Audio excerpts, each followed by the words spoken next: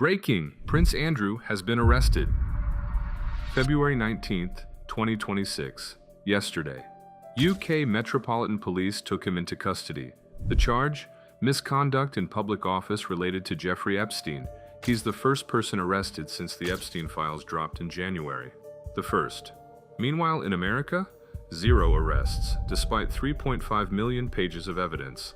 Congresswoman Marjorie Taylor Greene just tweeted, "The UK arrested Prince Andrew. We've arrested nobody." Welcome to Political Pulse Daily. They finally got him. But why isn't America doing the same? Let me break down what happened yesterday.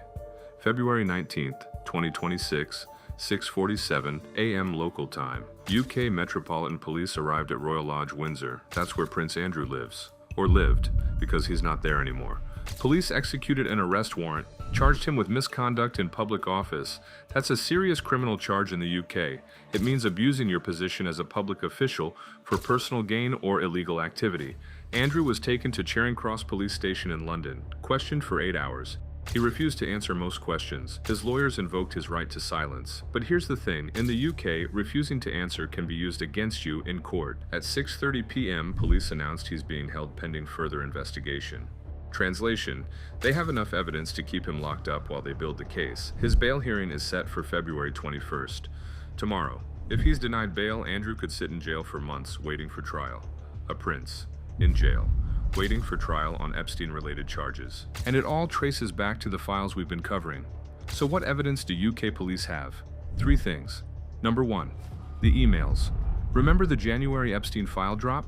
The emails between Epstein and Ghislaine Maxwell? Andrew is asking for another introduction, same age as last time. UK prosecutors say same age refers to underage girls. An introduction means, well, you know what it means. Multiple emails like this, Andrew requesting, Epstein arranging, Ghislaine facilitating. That's conspiracy to commit sexual offenses against minors, a crime in the UK. Number 2, the flight logs. Andrew flew on Epstein's private jet 11 times between 2001 and 2011. 11 times. 4 of those flights went to Little St. James, Epstein's island, 2 went to his New Mexico ranch, and 5 went to his Manhattan townhouse. Andrew claimed he stopped associating with Epstein after his 2008 conviction, but the logs show he flew twice in 2010. After the conviction, he lied. Number 3, victim testimony. Virginia Jeffrey. She's testified under oath that she was trafficked to Prince Andrew when she was 17. 3 times, in London, New York, and on Epstein's island. This photo. Andrew with his arm around 17-year-old Virginia. Ghislaine Maxwell in the background. Andrew claimed the photo was fake, that his fingers don't look right. Forensic experts analyzed it. It's real. And now UK police are treating Virginia's testimony as credible evidence. That's conspiracy, sexual assault of a minor, human trafficking, all criminal charges in the UK. And we need to talk about Virginia Jeffrey for a second, because her journey to get justice has been brutal. She first came forward publicly in 2011, 15 years ago. She gave interviews, filed lawsuits, testified under oath, and for years she was called a liar, attacked, discredited. The palace called her claims false and without foundation. Andrew's lawyers went after her credibility, her past, her memory. The media questioned her motives. Is she after money? Can we trust her? Meanwhile, Andrew gave one interview, the infamous Newsnight interview in 2019, and he destroyed himself, said he couldn't sweat, said he was at Pizza Express, said the photo looked fake. The public didn't believe him.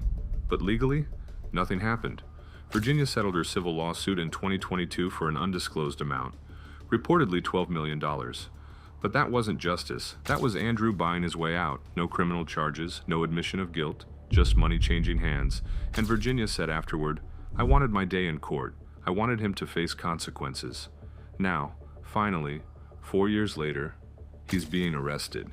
That's how long it takes when you're up against power, money, and royalty. So why arrest him now? Why not in 2019 when Epstein died? Why not in 2022 when Virginia sued him civilly? Because of the January 2026 file drop.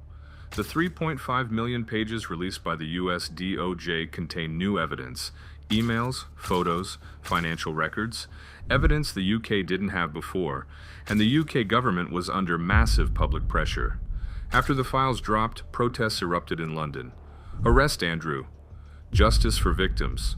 No one is above the law. Parliament debated it. MPs demanded action. Labour MP Jess Phillips said, quote, "If this was anyone else, they'd already be in prison. Being royal doesn't make you immune to justice." And she was right. The evidence was overwhelming. The public was furious. The palace couldn't protect him anymore. So on February 18th, a judge signed the arrest warrant, and on February 19th, they took him. But here's where it gets infuriating.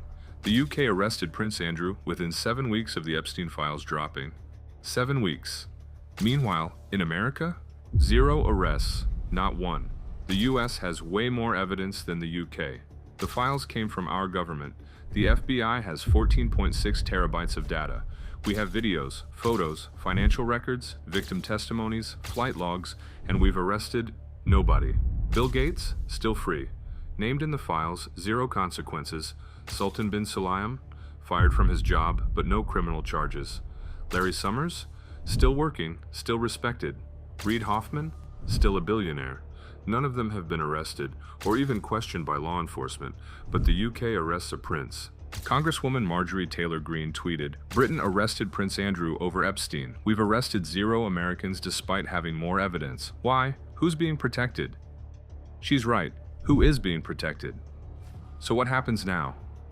Scenario 1. Andrew goes to trial. He's denied bail, sits in jail for 6 to 12 months, goes to trial. If convicted, he faces up to 10 years in prison. A British prince in prison. For sex trafficking, unprecedented. Scenario 2. He flips. Andrew's lawyers cut a deal. He testifies against others in exchange for a lighter sentence. Who would he testify against? Ghislaine Maxwell. She's already in prison but facing more charges, and possibly Americans. Bill Gates, Bill Clinton, others named in the files.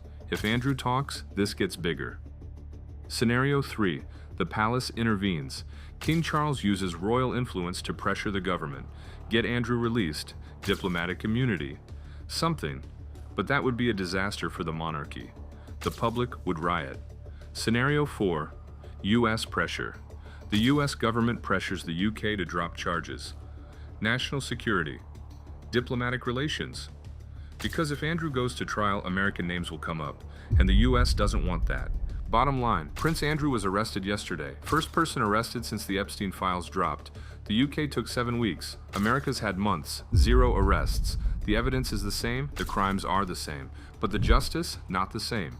At Political Pulse Daily, we're asking the question everyone should be asking. If the UK can arrest a prince, why can't America arrest its billionaires? Subscribe, turn on notifications, share this video. Because justice shouldn't depend on your passport, or your bank account, or your last name. They finally got Andrew. Now let's see if America has the courage to do the same.